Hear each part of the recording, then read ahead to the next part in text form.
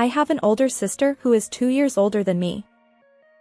My sister, Arya, and I have always been close since we were young, and she used to take care of me a lot. Even after Arya got married, we continued to have interactions, and I became close with her triplets and husband as well. However, one day, Arya and her husband suddenly passed away. The 3 young children were left behind in sorrow, and I struggled to accept the reality. But I couldn't continue grieving forever. If I slept, the cruel reality was that the sun would rise again the next morning. I made up my mind to live brightly for Arya's sake. My name is Gianna. I am now 28 years old and a professional basketball player. Since I was a kid, I've been completely focused on basketball, so while my classmates were getting married, I missed my chance. But thanks to Arya's presence, I never felt lonely. My sister's name is Arya, and she got married at 21 years old. By the time she was 22, she had given birth to triplets.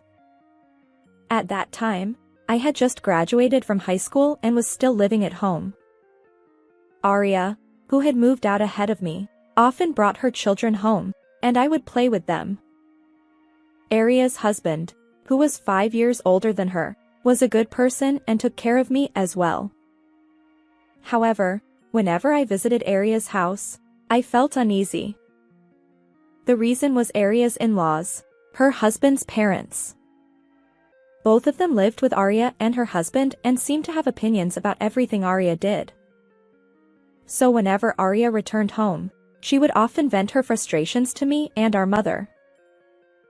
Mom, listen. My mother-in-law keeps commenting on the ingredients I use while cooking. She'll say things like, "How about this ingredient?" or "Benjamin grew up eating this flavor." Benjamin is Arya's husband's name. Even our mother, who kindly listened to Arya's stories, had a somewhat puzzled expression. Understandably so, as our father was working currently in Canada and lived alone. That's why our mother couldn't be too forceful with Arya's in-laws.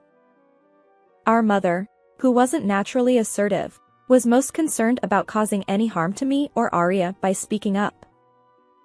Arya also understood this, so she just wanted someone to listen. She wasn't seeking advice. Gianna, be careful with your in-laws when you get married too.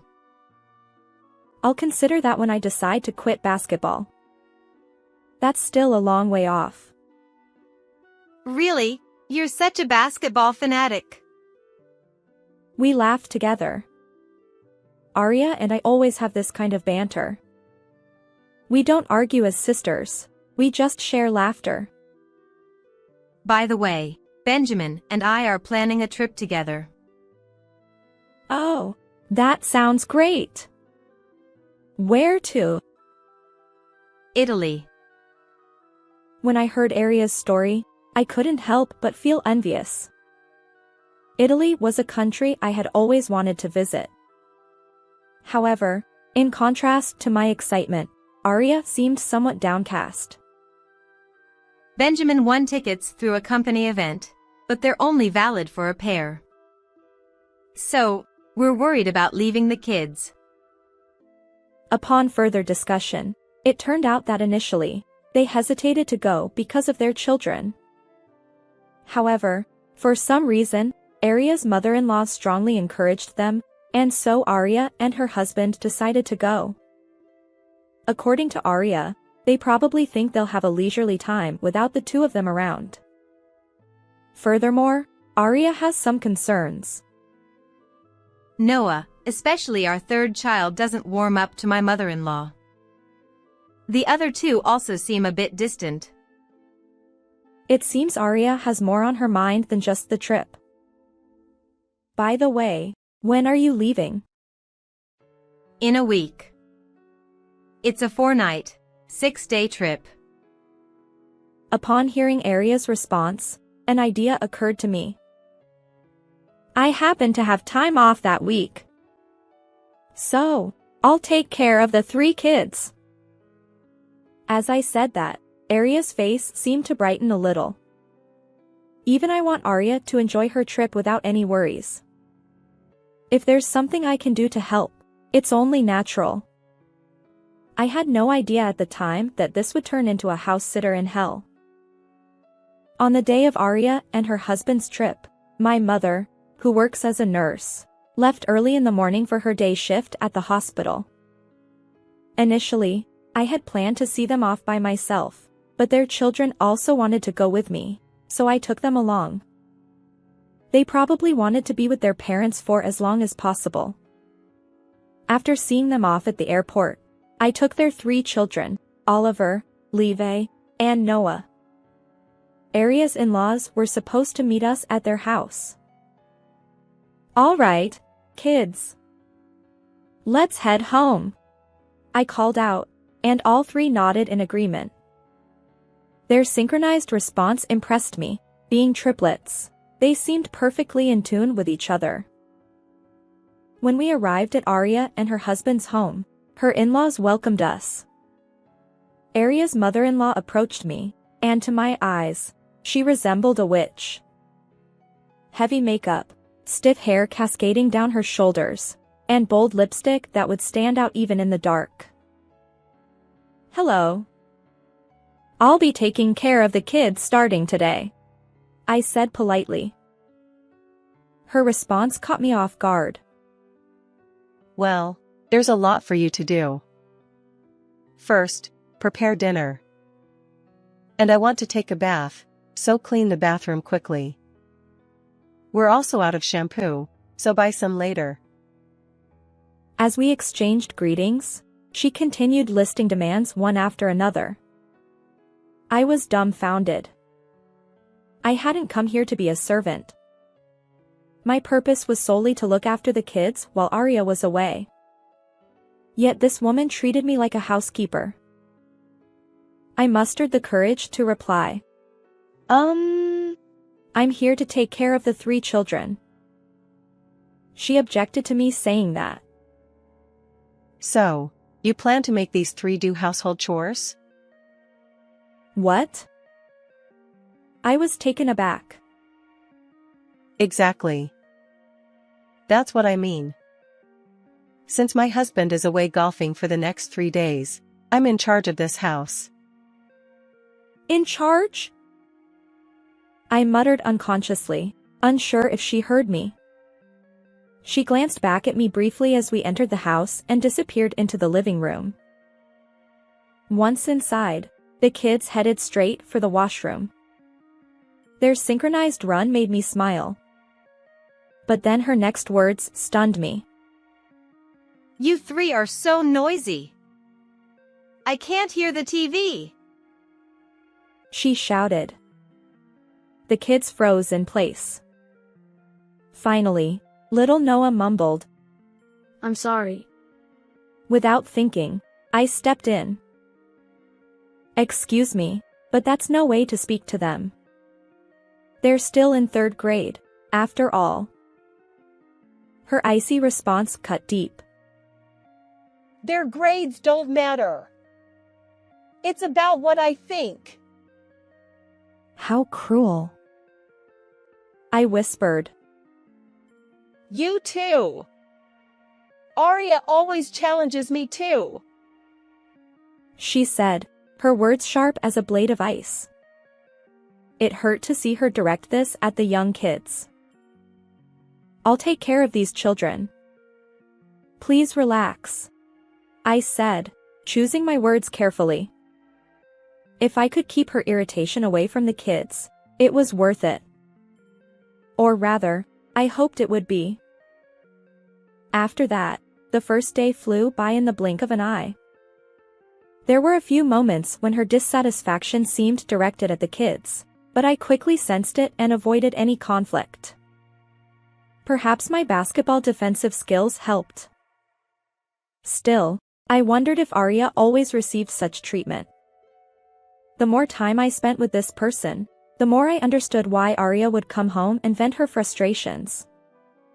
And Arya isn't the only one dealing with her. With her husband and kids to care for, Plus Arya's father-in-law joining the mix. It's terrifying to think about. A while back, Arya confided in me about something like this. My father-in-law does nothing around the house and complains that the vacuum cleaner is noisy. That's terrible. So, guess what he said when I asked him to move a little? Maybe something like, "Shut up." Arya shook her head vigorously. He demanded money. He's going to kill time by playing outside, so he wants some money. What's more, he threatens to show no mercy if I secretly tell Benjamin. That's awful. Given that Arya is a stay-at-home mom, she spends a lot of time with her in-laws. The stress accumulates daily. Yet despite it all, Arya can still laugh and share these stories. I admire her strength.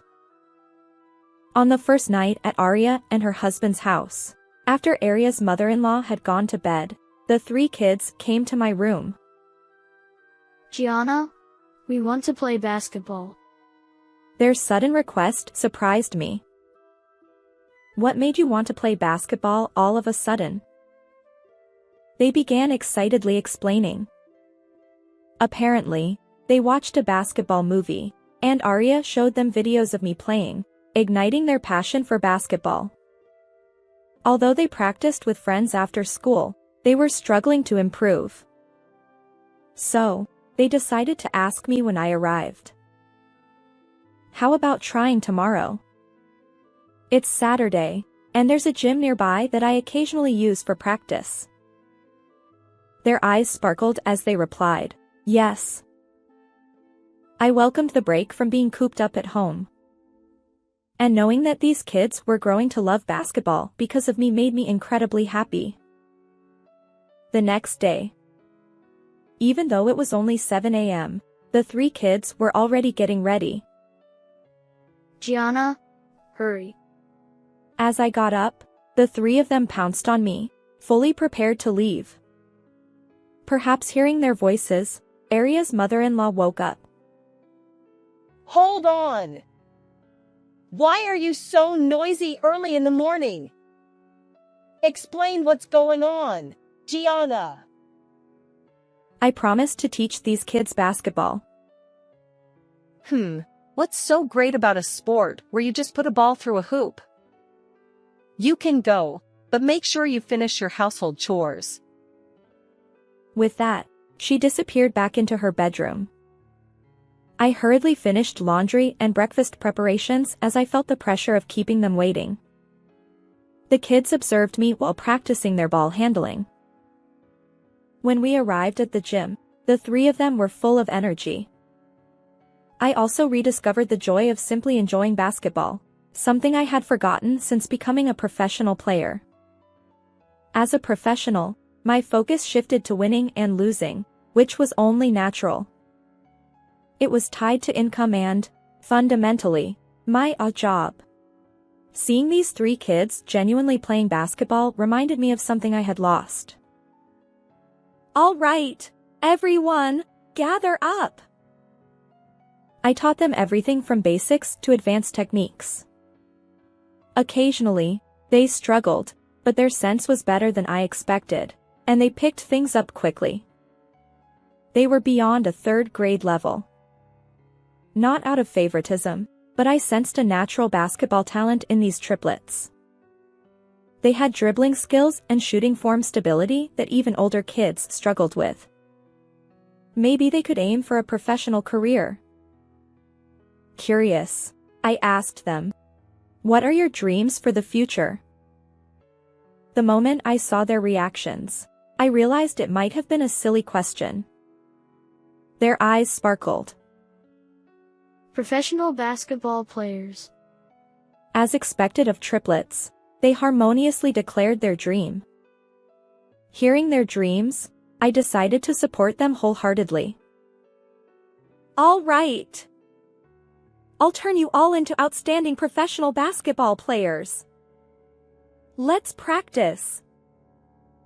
They enthusiastically started practicing. But our joyful time was short-lived. When we returned home, we faced despair. Gianna, come here. I need to talk to you.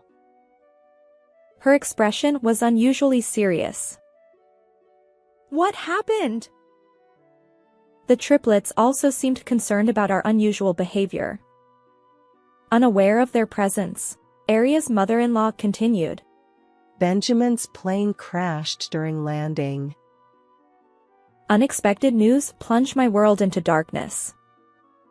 My spine turned cold. Crashed? Are they okay?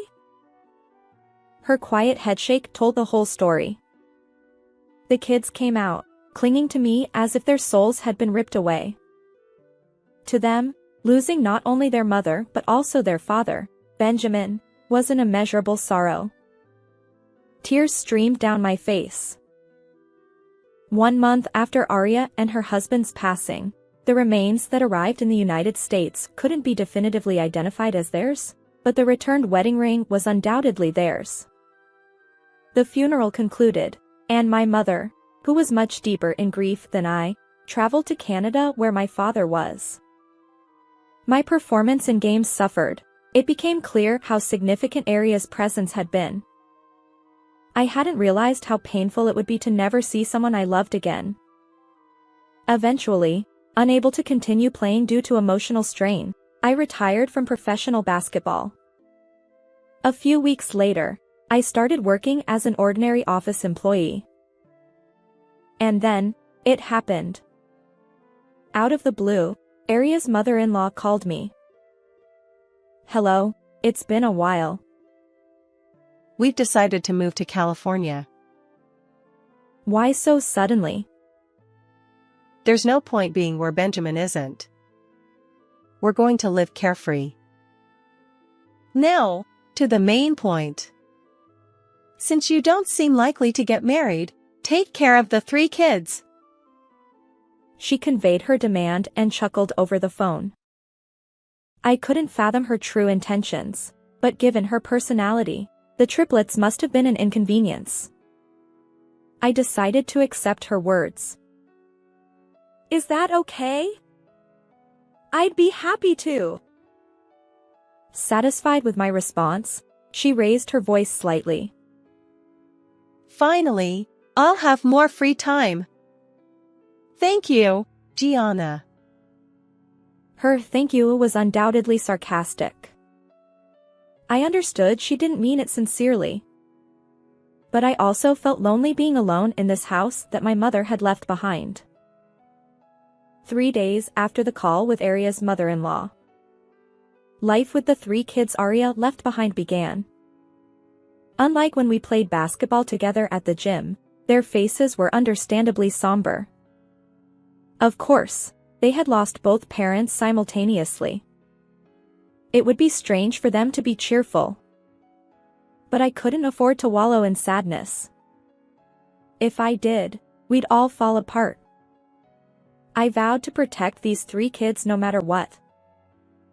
Once more, all of you, tell me your dreams for the future. This time, there was a brief pause, unlike before. But I waited for their words without adding anything. Noah, the youngest, spoke first. Professional basketball players. Like Gianna. The other 2 followed. Yeah, me too. And, I'll become a pro too. then let's seriously aim for it. I'll wholeheartedly nurture all of you. Life after that took a whirlwind turn from our previous routine. First, after work, we started running together as a group of 4. During any free moments, I encouraged them to handle the basketball, and soon enough, their video game sessions disappeared. All 3 of them were intensely focused on basketball. On weekends, we repeated basic drills and reviewed techniques. Gradually, they entered 7th grade. Even after advancing to high school, all 3 of them naturally chose to join the basketball clubs. The names of the triplets quickly echoed through the basketball world. But this wasn't the end for them. The three of them received attention for their basketball skills, but ended up going to different high schools. Each received sports scholarships from their respective schools. When this fact became public, it shocked the basketball community that had expected the triplets to play together. Why attend different high schools? I genuinely wondered. However, their responses made me realize it was a foolish question. Noah spoke up first. Because if we're on the same team, we won't get to compete against the strong players. I still vividly remember the impact of those words. These kids were serious. All three of them enrolled in different powerhouse schools and joined their basketball teams. Naturally, this became a hot topic. But it didn't end there for my trio. They didn't just stay in the spotlight, they excelled. Each of them secured a starting position as freshmen. Eventually, the three schools faced off in a tournament.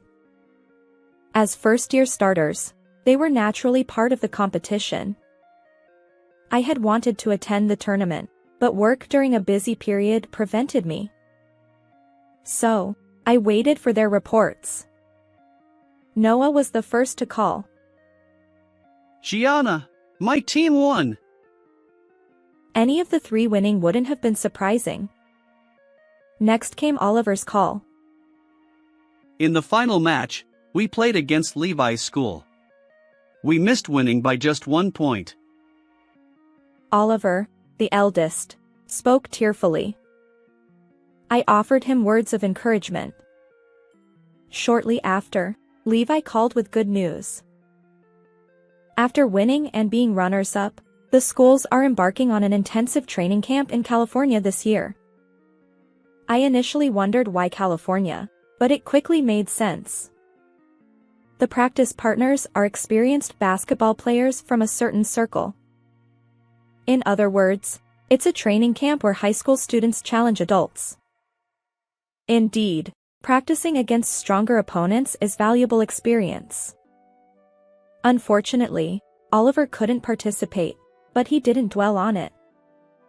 From the day Levi and Noah went to the camp, Oliver increased his self-training intensity beyond the usual. The camp lasts for 1 week. I wonder how much stronger Levi and Noah will become during that time. Excitedly waiting, I suddenly found myself at the final day. On the evening of the last day, as I prepared dinner and waited, the doorbell rang. Have they returned? I wondered as I opened the door. To my surprise, Aria's parents-in-law, whom I hadn't seen in a long time, stood there. What on earth brings you here? I asked while opening the door. Aria's mother-in-law tearfully pleaded with me. I didn't hear about it. How can those kids be so good at basketball? What's happening? Aria's father-in-law added. Why didn't you tell us? We've been embarrassed. Both of them seemed upset. However, I couldn't understand why they suddenly brought this up. Embarrassment, what do you mean? I inquired. Aria's grandmother explained. Levi and Noah were there. At the basketball training camp, I work as a janitor in that gym. And? I asked. Don't play dumb. Those kids are apparently the best at their respective schools. She replied. I still didn't quite grasp her point. But since their conversation was something I didn't need to hear, I couldn't help but laugh. Clearly offended, she angrily confronted me. Why are you laughing? Even though people were wondering who I was, those two acted like they didn't know me. And they had the nerve to say, "Please leave the court. You're disrupting our practice." Aria's father-in-law chimed in. My poor wife! Aria's mother-in-law seemed unable to tolerate being embarrassed in public. Or perhaps she couldn't stand being treated as a stranger by the boys. While I still didn't fully understand her intentions, one thing was clear. Well, outsiders can be a nuisance. Even if they knew someone, it was unacceptable to interrupt important practice sessions. If those three become professional players, I'm sure she'd boldly step onto the court as their grandmother. In response to my words, she hesitated briefly but then retorted with a pout. After all I've done raising those kids, they treat me like a stranger the moment they succeed. Absolutely. If you have a bad mother, your child won't grow up to be a good person. Her words struck a nerve, and I immediately fired back. They never really warmed up to you, to begin with. And please refrain from insulting Aria. I felt anger rising within me after a long time, but even stronger was the indignation coming from the two who had just returned. What are you doing in someone else's house, Grandma? And you even stepped onto the court. Just like Gianna said, we never liked you from the start. The two of them were already over 5 feet 11 inches tall. Startled by their voices from behind, she seemed like a frightened child. Aria's grandmother. You. Too. Finally, she managed to speak, and Noah continued relentlessly. You're probably upset because your abandoned grandkids are succeeding, right? Given your personality, you seem like the type to enjoy taking the upper hand. So you wanted to brag about being our grandmother, but we treated you like a stranger. Their words seemed to hit the mark. Although she seemed to want to say something, no words came out. And her expression showed frustration. So, what's the reason for both of you being here? Even when I asked again, the two just stood there. I assume you didn't come all this way just to demand something now that you know they're succeeding? I continued my inquiry, but they crumbled further. Their silence confirmed that their purpose aligned with my observation. Feeling thoroughly exasperated, the kids piled on mercilessly. Don't get ahead of yourself. We won't be seeing you anymore. As expected of triplets. Although they attended different schools, their thoughts and emotional connection were flawless. And finally, one more person. Oliver, who had just returned from school club activities, delivered the final blow. You know, we're aware that you were talking to this old man with annoyance about us, who lost our mother and had nowhere to go. Well, I was in a state of confusion at that time. The two quickly offered excuses. However, the three responded in unison, leaving no room for doubt. Then keep being confused forever. Don't ever get involved with us and Gianna again. Their seamless coordination left Aria's parents-in-law stunned, and they hastily left the scene. Watching their retreating figures, the triplets laughed and said, "Pathetic." Their words made me laugh too. Since then, those two have completely disappeared from our lives. Time passed, and the triplets' high school days came to an end. Unfortunately, none of them secured victory in the final tournament of their third year. However, their post-high school paths were already guaranteed. Naturally, they were all headed toward becoming professional basketball players. And this time, all three would play on the same team. Their story became a hot topic, and there wasn't anyone in the pro basketball world who didn't know the triplets. Having witnessed their growth from the sidelines, I felt that their teamwork was unparalleled. It wasn't about logic. It was an invisible bond unique to triplets that seemed to guide them in the same direction. As their aunt and surrogate parent, it was heartwarming to watch their success.